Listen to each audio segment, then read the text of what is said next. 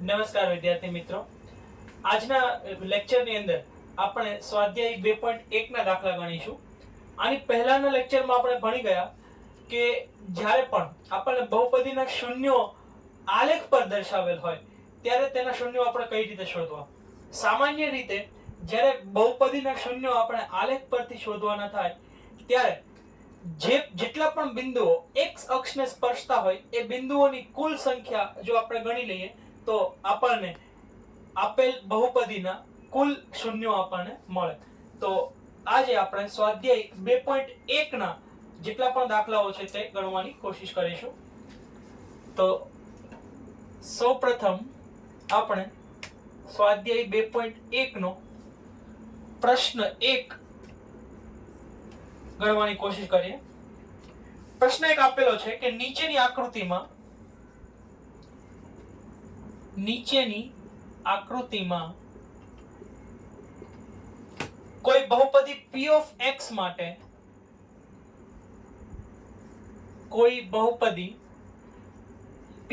x માટે y બરાબર p of x ના આલેખ આપેલ છે.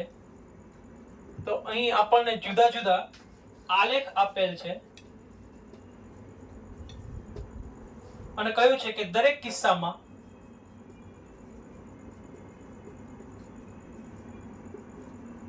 કિસ્સામાં p of x ના એટલે કે આપેલ બહુપદીના શૂન્યોની સંખ્યા શોધો. એટલે આપેલ બહુપદીના કેટલા શૂન્યો છે તેની સંખ્યા આપણે શોધવાની છે. તો આપણને જે જુદી જુદી આકૃતિઓ આપેલ છે તેના પરથી આપણે આપેલ બહુપદીના શૂન્યો શોધીશું. જેમ મેં આગળ જણાવ્યું તેમ કે કોઈ પણ બહુપદીનું શૂન્ય શોધવા માટે આપણે કેટલા બિંદુઓ x અક્ષને સ્પર્શે છે તે બિંદુઓની કુલ સંખ્યા ગણીશું અને તેના આધારે આપણે આપેલ બહુપદીના કુલ શૂન્યો ગણીશું. તો સૌપ્રથમ આકૃતિ આપણને આ રીતે આપેલ છે. તો આપણે સૌપ્રથમ આકૃતિ જોઈએ. સૌપ્રથમ આકૃતિ આપણને આ રીતે આપેલ છે.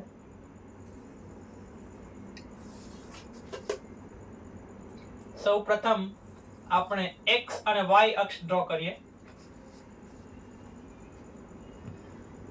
તો આ જે છે તે y અક્ષ છે, આ x અક્ષ છે અને આપણને આકૃતિ આ રીતે આપેલ છે.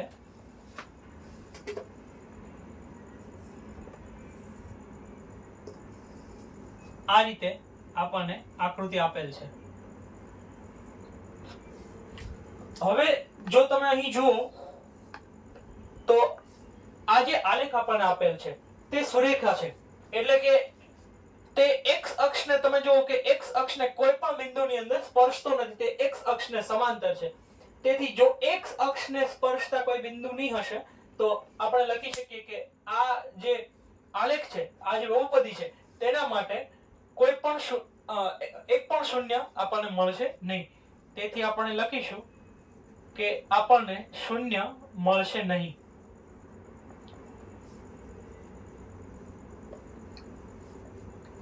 આ સૌપ્રથમ દાખલો છે. આપણે બીજો દાખલો જોઈએ.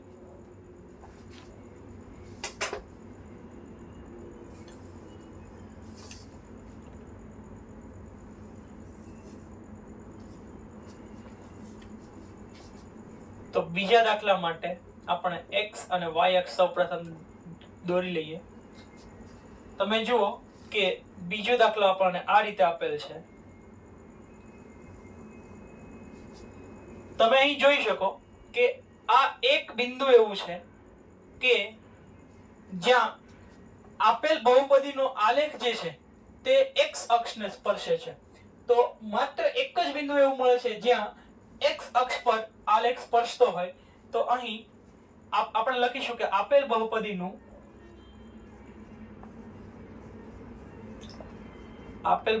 માટે એક શૂન્ય મળશે. તો આપેલ બહુપદીનું આપણને કુલ એક શૂન્ય મળશે. એ જ રીતે આપણે ત્રીજો દાખલો ગણવાની કોશિશ કરીએ.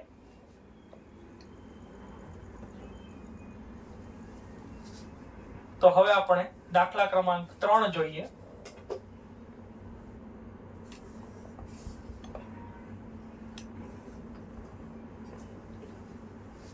આપણો ઉગમ બિંદુ છે. દાખલા ક્રમાંક 3 ની આકૃતિ આપણને આ રીતે આપેલ છે.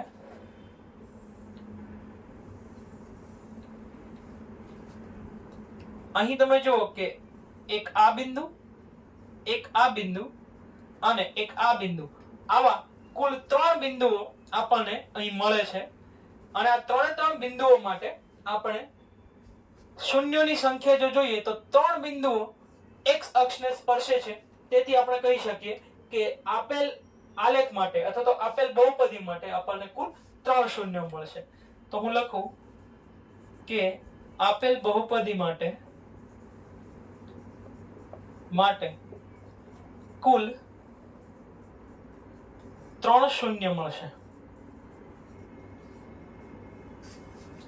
એ જ રીતે આપણે ચોથો અને પાંચમો દાખલો પણ ગણી શકીએ. તમે જોશો તો ચોથો જે દાખલો છે તે આ રીતે આપણને આપેલો છે. ચોથા દાખલા માટે આપણે જોઈએ.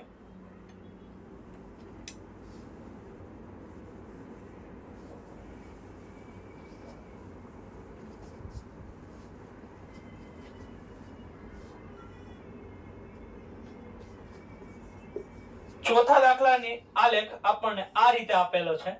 તો તમે જોઈ શકો કે આ બે બિંદુઓ એવા છે કે જેની અંદર આપેલ આલેખ જે છે તે x અક્ષને સ્પર્શે છે. તો આપણે લખી શકીએ કે આપેલ બહુપદી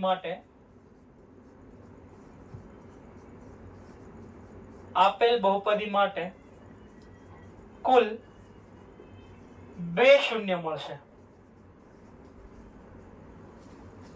તે જ રીતે જો તમે પાંચમો અને છઠ્ઠો દાખલો જુઓ તો પાંચમા દાખલામાં તમે જોઈ શકશો કે x અક્ષને સ્પર્શતા કુલ 4 બિંદુઓ છે અને છેલ્લા દાખલામાં x અક્ષને સ્પર્શતા કુલ 3 બિંદુઓ છે.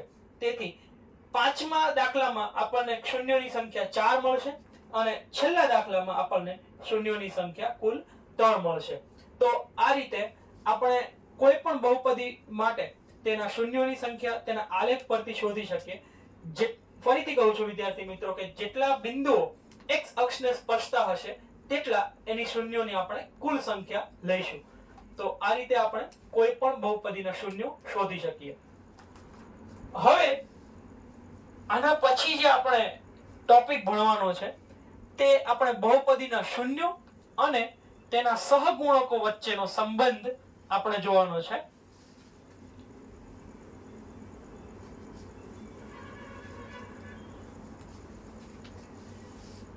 આની પહેલા આપણે ભણી ગયા કે કોઈ પણ સુરેખ બહુપદીનું શૂન્ય, કોઈ પણ સુરેખ બહુપદી જે x + b ના સ્વરૂપમાં આપણે લખી શકીએ તો એ બહુપદીનું શૂન્ય જે છે તે આપણે -b ના છેદમાં a સ્વરૂપમાં દર્શાવી શકીએ. તો હવે આપણે જોઈએ કે દ્વિઘાત બહુપદી માટે કઈ રીતે લખી શકાય. સૌપ્રથમ આપણે ટોપિકનું નામ આપીએ બહુપદીના શૂન્યો અને સહગુણકો વચ્ચેનો સંબંધ.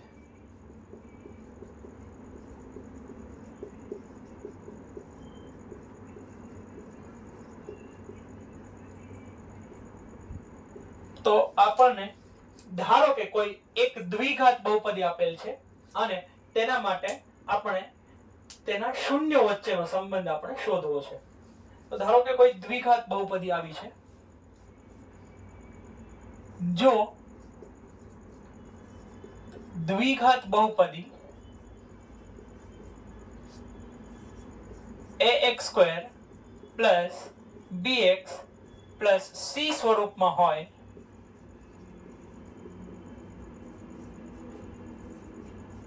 તો તેના જે શૂન્ય મળશે તે શૂન્યોને આપણે આલ્ફા અને બીટા કહીશું.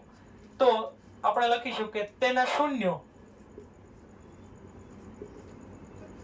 પહેલું જે શૂન્ય મળશે તેને આપણે કહીશું આલ્ફા.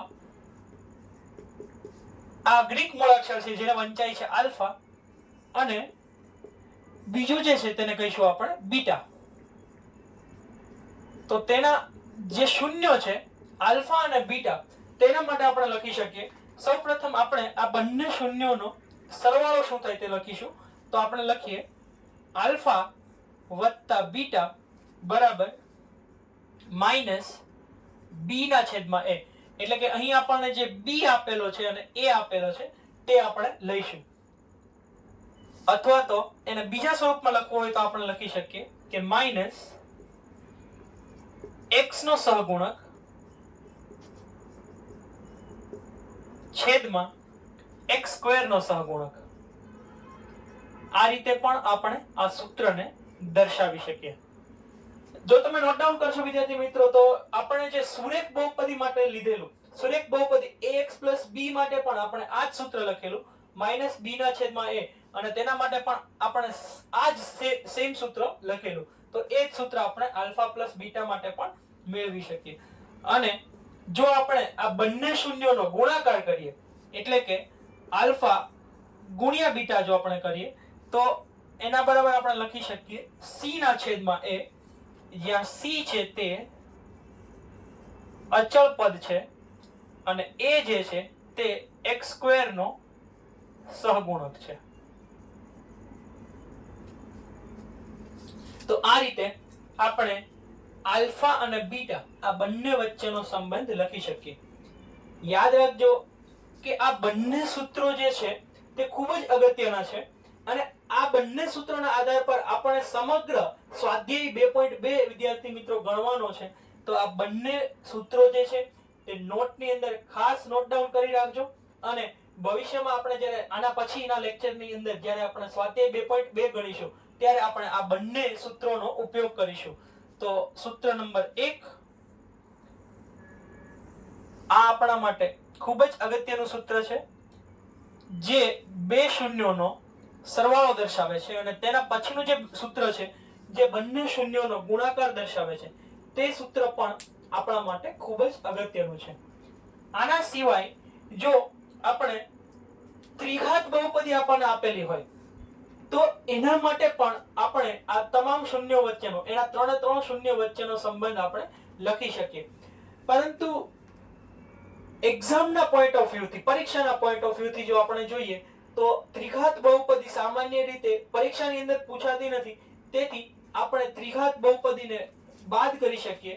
તેમ છતાં પણ જો તમારે ત્રિઘાત બહુપદીના સૂત્રો જોવા હોય તો પાઠ્યપુસ્તકની અંદર ત્રિઘાત બહુપદીના તમામ શૂન્યો જે છે તેને વચ્ચેનો સંબંધ દર્શાવતા સૂત્રો તેની અંદર આપેલા છે મિત્રો. તો તે તમે જોઈ શકો. હવે આ બંનેના આધાર પર આપણે આના પછી જે ઉદાહરણો છે તે ગણવાની કોશિશ કરીએ. તો હવે પછી આપણે ઉદાહરણ ક્રમાંક 2 ગણીએ. તો ઉદાહરણ નંબર 2 ની હું રકમ લખું છું. ઉદાહરણ 2 આપણને કહે છે કે દ્વિઘાત બહુપદી આપણને બહુપદી ઓલરેડી આપી દીધેલ છે. તો દ્વિઘાત બહુપદી x² + 7x + 10 ના શૂન્યો શોધો. એટલે સૌપ્રથમ આપણે આ બહુપદીના શૂન્યો શોધવાના છે અને આપણને કીધું છે તથા શૂન્યો અને સહગુણકો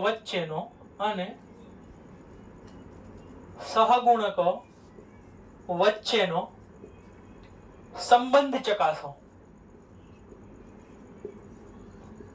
તો આપણે સૌપ્રથમ આ બહુપદીના શૂન્યો શોધવાના છે અને ત્યારબાદ શૂન્યો અને સહગુણકો વચ્ચેનો સંબંધ ચકાસવાનો છે. તો સૌપ્રથમ આપણે બહુપદીના શૂન્યો શોધવાની કોશિશ કરીએ. તો x² + 7x + 10 મને બહુપદી p of x બરાબર x² + 7x + 10 આપેલ છે. તો આના હું અવયવ પાડવાની સૌપ્રથમ કોશિશ કરું. એવા અવયવો આપણે પાડીએ કે જેથી તેનો સરવાળો 7 મળે 7x મળે પરંતુ એના ચલ સિવાયના જે અચળ પદો છે એના જે સહગુણકો છે તેનો ગુણાકાર મને 10 મળે. તો હું 5x + 2x એ રીતે એના અવયવ પાડી શકું. હવે x² અને 5x જો તમે બંનેની અંદર જોઈ શકો તો x જે છે તે સામાન્ય પદ છે. તો x ને હું વિદ્યાર્થી મિત્રો કોમન લઈશ, બહાર કાઢીશ. તો અહીં મને મળશે x + 5. x અને x ગુણાઈને x² આપશે અને x અને 5 ગુણાઈને 5x આપશે. તેથી આટલું જે છે તેટલાનું આપણે સાદું આપ્યું, કોમન લીધું. હવે તે જ રીતે આ બંનેમાંથી હું 2 નો કોમન લઈશ. જો 2 ને કોમન લઉં તો અહીં વધશે x, અને જો 2 મેં કોમન લઈ લીધો, સામાન્ય લઈ લીધો, તો 2 પંચાને 10. તેથી અહીં મને 5 મળશે. હવે તમે જુઓ કે આ બંને કૌંસ છે તે સમાન છે.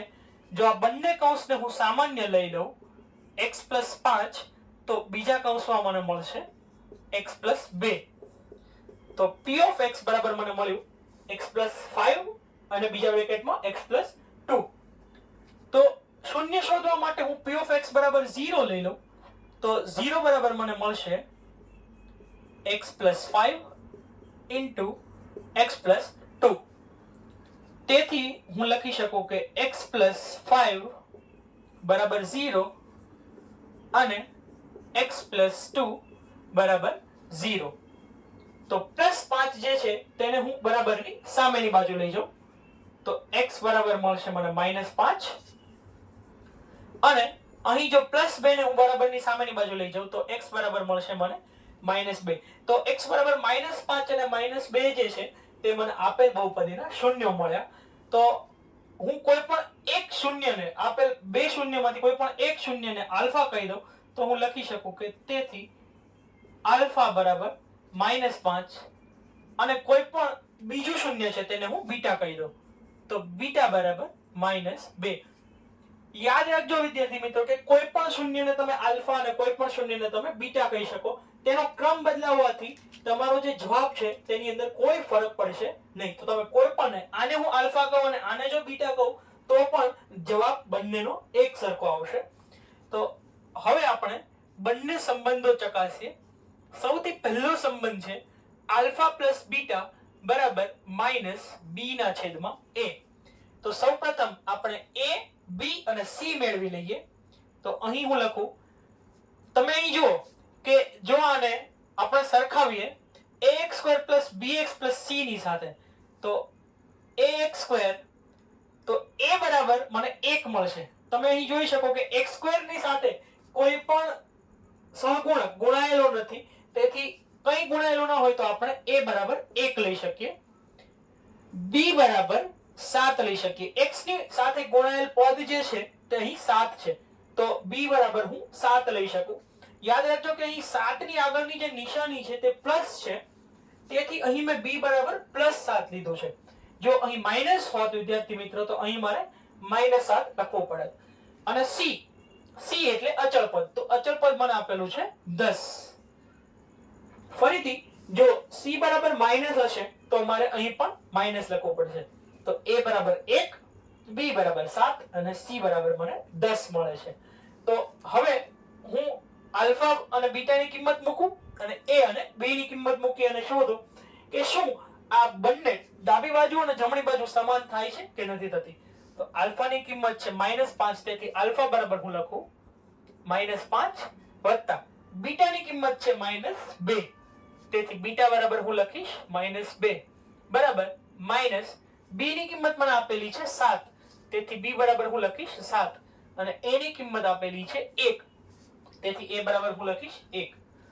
તો હવે તમે જુઓ કે -5 વત્તા -2, -5 પ્લસ માઈનસ થઈ જશે, તેથી -5 -2 -7 ના છેદમાં 1 નો જવાબ મને મળશે -7. હવે અહીં મને આપેલું છે -5 -2. તો વિદ્યાર્થી મિત્રો હંમેશા યાદ રાખવાનું, જ્યારે બે સમાન નિશાનીઓ આપણને આપેલી હોય ત્યારે આપણે હંમેશા સરવાળો કરીશું. તમે અહીં જુઓ કે અહીંયા પણ માઈનસ છે, અહીંયા પણ માઈનસ છે, બંને નિશાનીઓ સમાન છે. જો સમાન નિશાનીઓ હોય તો સરવાળો કરવાનો, બંને જો પ્લસ હોત તો પણ હું સરવાળો કરત. પણ જો બંને નિશાનીઓ વિરુદ્ધ હોય, એટલે કે એક માઈનસ અને એક પ્લસ હોય, બંનેમાંથી કોઈ પણ એક માઈનસ અને કોઈ એક પ્લસ હોય તો આપણે હંમેશા બાદબાકી કરીશું. અને બાદબાકી કઈ રીતે કરીશું? મોટા અંકમાંથી નાનો અંક બાદ કરીશું અને ત્યારબાદ બંનેમાંથી જે મોટો અંક હોય તે નિશાની આપણે લગાવીશું. અહીં બંને જે છે તે એક જ સમાન નિશાનીઓ છે, તેથી સૌપ્રથમ તો આ બંનેનો હું શું કરીશ? સરવાળો કરીશ. તો 5 અને 2 બંનેનો સરવાળો થશે 7. હવે મારે મોટા અંકની નિશાની લખવાની છે, એ હંમેશા યાદ રાખજો. તો મોટો અંક 5 અને 2 માં છે 5, તો 5 ની નિશાની છે માઈનસ, તો હું લખીશ -7. તો હવે તમે જોઈ શકો કે ડાબી બાજુ અને જમણી બાજુ સરખી થાય છે, તેથી આપણે લખી શકીએ કે ડાબી બાજુ બરાબર જમણી બાજુ. તો આ સૌપ્રથમ જે શરત છે આલ્ફા પ્લસ બીટા ની, તે આપણા માટે સાબિત થઈ છે. હવે બીજી શરત લખીએ, આલ્ફા ગુણ્યા બીટા બરાબર c ના છેદમાં a છે. તો ફરીથી હું આલ્ફાની અને બીટાની કિંમત મૂકું, તો -5 ગુણ્યા -2 બરાબર c ની કિંમત મને અહીં આપેલી છે 10, તો c ની કિંમત હું લઈશ 10 અને a ની કિંમત મને આપેલી છે 1, તેથી a બરાબર હું લઈશ 1. હવે 5 દુ ને 10, 5 ગુણ્યા 2 એટલે 10, અને બંને નિશાનીઓ માઈનસ છે, તો બંને માઈનસ માઈનસ કેન્સલ થઈ જશે, અથવા તો માઈનસ માઈનસ પ્લસ થઈ જશે. કેન્સલ થઈ જવાની બદલે હું સાચું વિધાન છે કે માઈનસ માઈનસ પ્લસ થઈ જશે. તો -5 ગુણ્યા -2 નો જવાબ આવશે +10, અને અહીં પણ 10 ના છેદમાં 1 બરાબર મને મળશે 10. તેથી અહીં પણ ડાબી બાજુ બરાબર જમણી બાજુ મને મળશે. તેથી બંને જે શરતો છે આપણી, અથવા તો બંને શૂન્યોના જે બંને આ સમીકરણો છે, આલ્ફા વત્તા બીટા બરાબર -b ના છેદમાં a અને આલ્ફા ગુણ્યા બીટા બરાબર c ના છેદમાં a, તો એ બંને આપણે આના પરથી સાબિત કરી શકીએ છીએ. તો આના પછી આપણે પછીનું જે ઉદાહરણ છે, ઉદાહરણ ક્રમાંક 3, તે ગણવાની કોશિશ કરીએ. તો ઉદાહરણ ક્રમાંક 3 ની આપણે રકમ લખીએ.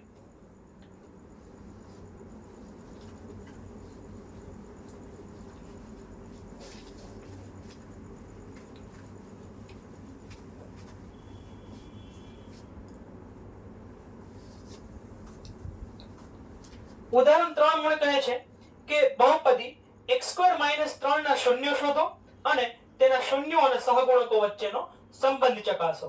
તો આપણે આ દાખલો ગણવાની કોશિશ કરીએ. ઉદાહરણ ક્રમાંક 3 જોઈએ. ઉદાહરણ 3 આપેલ છે કે બહુપદી x² - 3 ના શૂન્યો શોધો અને તેના શૂન્યો અને તેના શૂન્યો અને સહગુણકો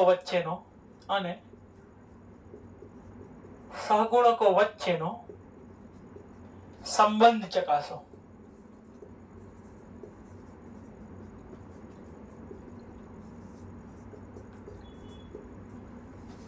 આપણે આ દાખલો ગણીએ તેની પહેલા હું તમને થોડા જે આપણા સૂત્રો છે તે હું તમને યાદ દેવડાવી દઉં વિદ્યાર્થી મિત્રો. જે સામાન્ય સૂત્રો છે તે આપણને હંમેશા યાદ હોવા જોઈએ.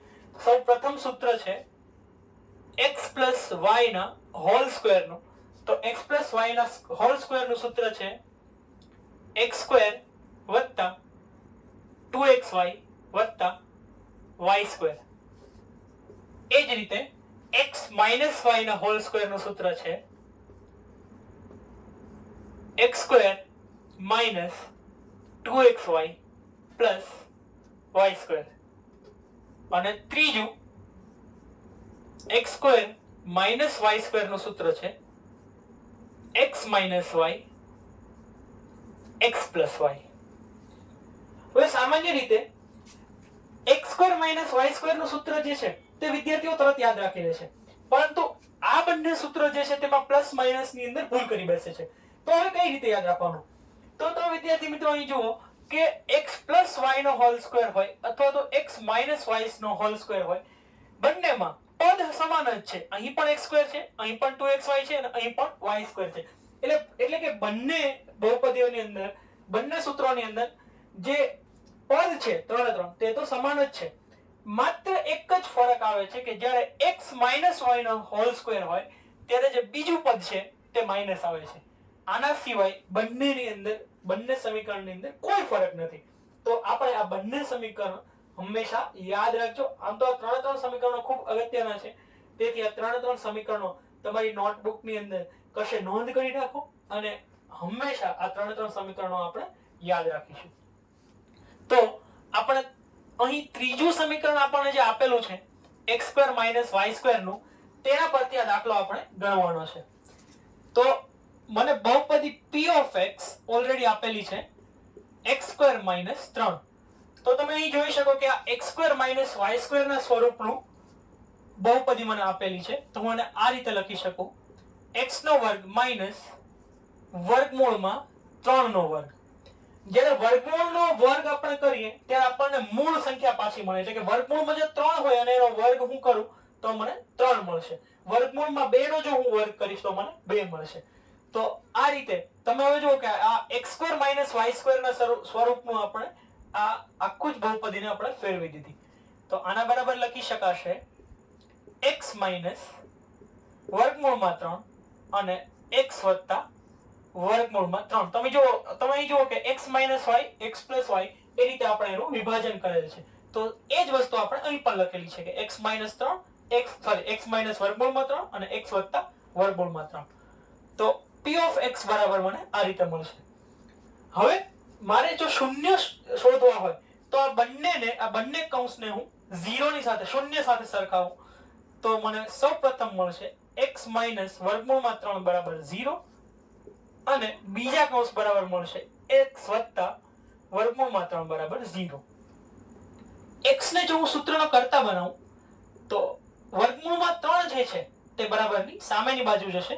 તેથી x બરાબર મને મળશે વર્ગમૂળમાં 3 અને અહીં જો હું x ને સૂત્રનો કર્તા બનાવું તો વર્ગમૂળમાં 3 વત્તા જે છે તે પહેલી બાજુ જશે અને મને મળશે ઋણ વર્ગમૂળમાં 3. તેથી આ બંનેને આપણે હવે આલ્ફા અને બીટા કહી દઈએ. તો હું લખી શકું કે આલ્ફા બરાબર વર્ગમૂળમાં 3 અને બીટા બરાબર માઈનસ વર્ગમૂળમાં 3. તો મને આલ્ફાની અને બીટાની બંને કિંમતો અહીં મળે છે. ફરીથી આપણે આ સમીકરણને ax² + bx + c ની સાથે જો સરખાવીએ તો હું અહીં લખું કે ax² + bx + c. જો આની સાથે સરખાવીએ તો આ જે પદ છે તેને આપણે ax² ની સાથે સરખાવી શકીએ અને જે ઋણ 3 છે તેને આપણે c ની સાથે સરખાવી શકીએ. પણ bx વાળું પદ આ સમીકરણની અંદર નથી. તો તમે અહીં જુઓ કે x² નો જે સહગુણક છે તે આગળ કશું નથી આપેલું. તેથી x² નો સહગુણક આપણે લખીશું 1. તેથી a બરાબર આપણે લખી શકીએ 1. હવે bx વાળું પદ આપેલું જ નથી તો b બરાબર શું લખવું?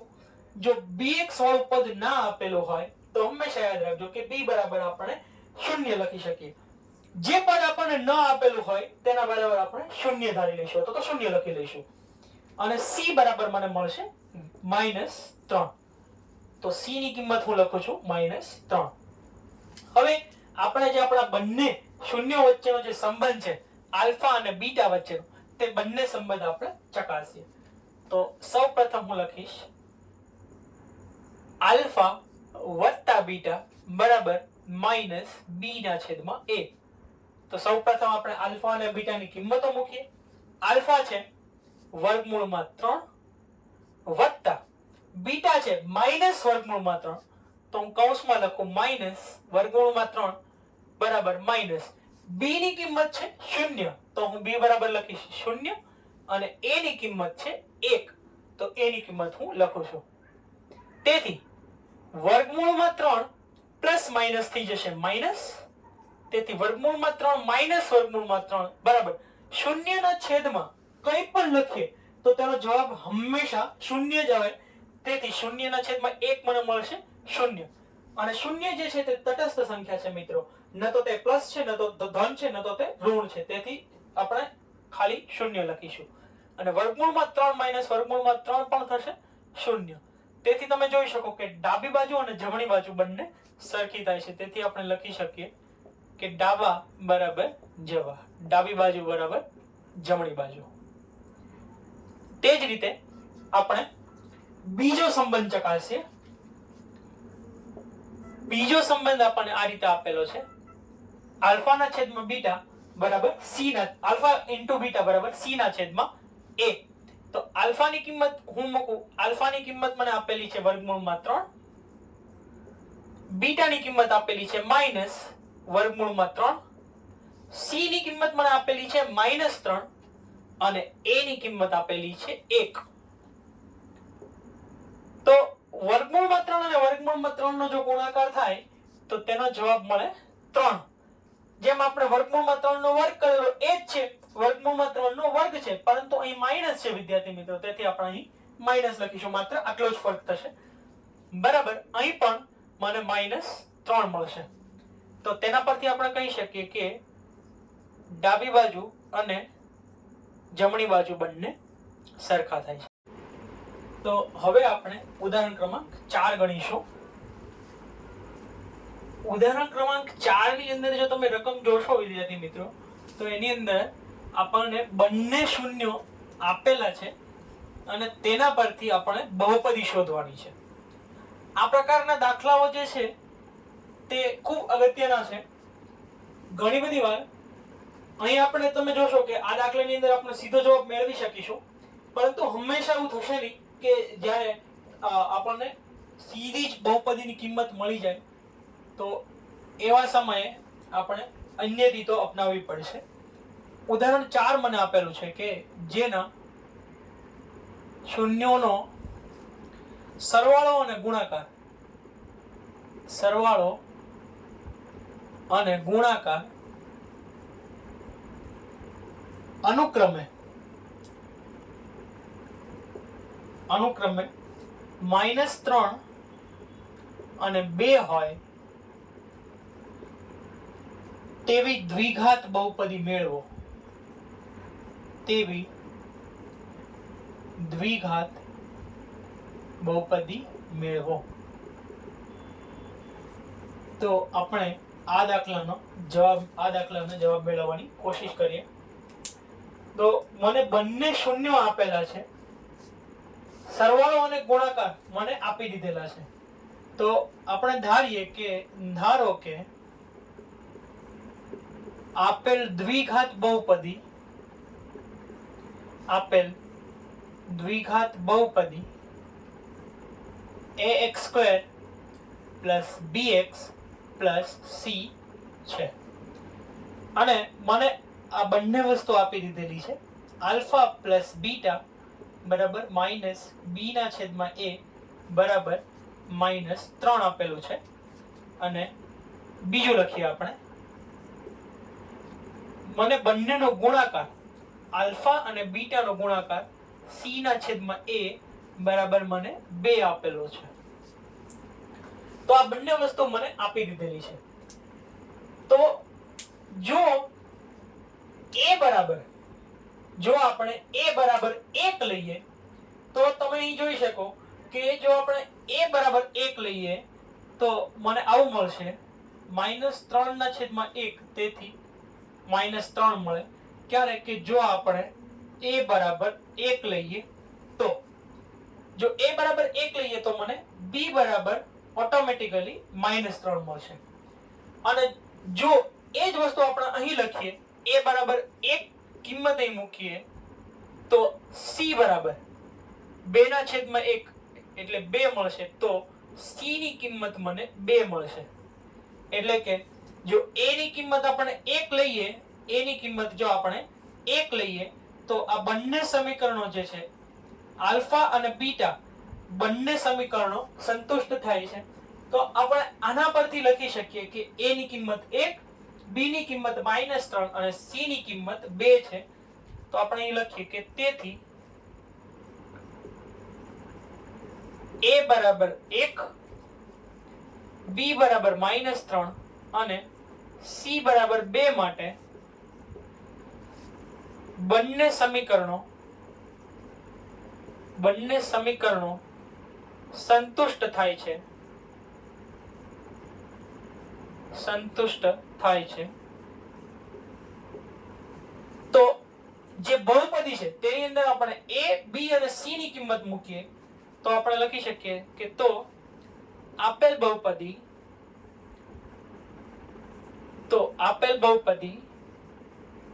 ax² bx c બરાબર a ની કિંમત મૂકી આપણે 1, તો 1 ગુણ્યા x² એટલે x² પ્લસ b ની કિંમત આપણે મૂકીએ -3, તો b ની કિંમત -3 ઇન્ટુ x પ્લસ c ની કિંમત મને મળે છે 2.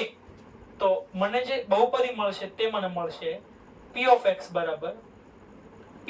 બરાબર મને મળશે x² પ્લસ માઈનસ થઈ જશે માઈનસ, તો x² માઈનસ 3x પ્લસ 2.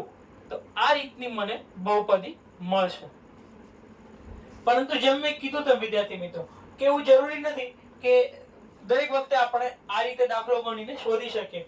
જો એવું ન હોય તો આપણે અન્ય રીત પણ અપનાવવી પડે.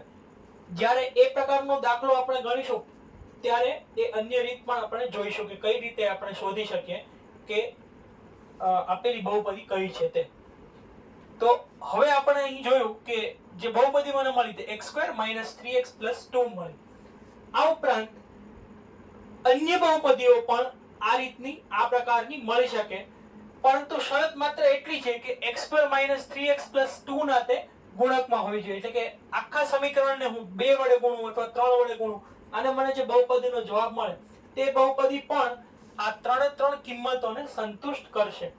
તો આ પ્રકારની બહુપદી પણ મને મળી શકે. તો આ રીતે આપણને જ્યારે બે સમીકરણો આપેલા હોય અને બંને સમીકરણોની કિંમતો સરવાળો અને ગુણાકાર આ રીતે આપણને આપેલી હોય તો આપણે તેના પરથી જે દ્વિઘાત સમીકરણ છે તે આપણે શોધી શકીએ. આ જ રીતે ત્રિઘાત સમીકરણ પણ શોધી શકાય, પરંતુ આ પ્રકરણની અંદર આપણે ત્રિઘાત સમીકરણો ભણવાના નથી. હવે પછીનું જે ઉદાહરણ છે તે ત્રિઘાત સમીકરણ માટે આપેલું છે, પરંતુ પરીક્ષાના દ્રષ્ટિકોણથી તે અગત્યનું નથી. તેથી હવે પછીના લેક્ચરમાં મિત્રો આપણે સીધા જ સ્વાધ્યાય 2.2 ના દાખલાઓ ગણીશું. Thank you.